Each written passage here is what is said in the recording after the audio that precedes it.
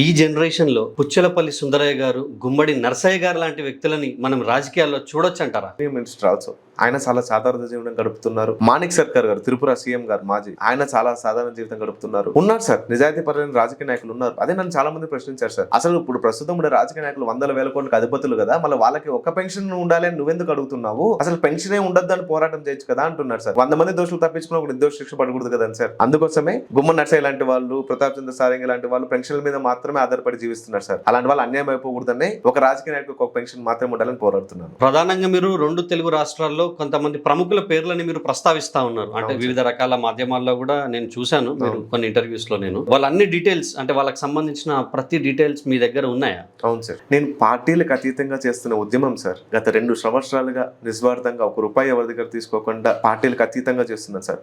కానీ స్వార్థపూరిత ప్రయోజనాల కోసం చాలా మంది వాళ్ళకి కావాల్సిన వ్యక్తుల పేర్లు మాత్రమే వేసుకుని thumbnails లో మిగతా పార్టీ వాళ్ళ పేర్లు వేయడం లేదు సార్. చాలా బాధ కలిగిస్తుంది. అందుకోసమే 2 తెలుగు రాష్ట్రాల్లో 2 పెన్షన్లు తీసుకుంటున్న ఎంపీ, ఎమ్మెల్యే 2 పెన్షన్లు తీసుకున్న వాళ్ళందరి పేర్లు ప్రస్తావించబోతున్నాను. తెలంగాణ నుంచి చెన్నంనేని విద్యాసాగర్ గారు 2 పెన్షన్లు తీసుకుంటున్నారు, MP pension and MLA pension. Survey Satyanarayana గారు, మాలోత్ కవిత గారు, సోయం బాపురావు గారు, డాక్టర్ అల్లాడ్ పి రాజ్ కుమార్ గారు, జి సంజీవ రెడ్డి గారు, ధరావత్ రవీంద్ర నాయక్ గారు, రావుల చంద్రశేఖర్ రెడ్డి గారు సార్. ఇంకా ఆంధ్రప్రదేశ్ నుంచి నాదెళ్ల భాస్కర్ రావు గారు, మైసూరారెడ్డి గారు, డాక్టర్ కె చిరంజీవి గారు, టిజి వెంకటేష్ గారు, పప్పాల చలపతిరావు గారు, మాడుగుల వేణుగోపాల్ రెడ్డి గారు, హరిరామయ్య జోగయ్య గారు, కొనతల రామకృష్ణ గారు, తోట నరసింహం గారు, కాసు వెంకట కృష్ణారెడ్డి గారు, గంగుల ప్రతాప్ రెడ్డి గారు, అనంత వెంకటరామరెడ్డి గారు, కేఈ కృష్ణమూర్తి గారు సార్. వీళ్ళందరూ ప్రజాసేవ చాలా ఎక్కువ చేస్తుండొచ్చు సార్. నా విజ్ఞప్తి ఏమంటే మీరు ముందుకు వచ్చి ఎమ్మెల్యే ఆర్ ఎంపీ ఏదో ఒక్క పెన్షన్ మాత్రమే తీసుకోండి, ఒకటి వదులుకోండి, మిగతా రాష్ట్రాల వాళ్ళకి ఆదర్శంగా నిలుద్దాం.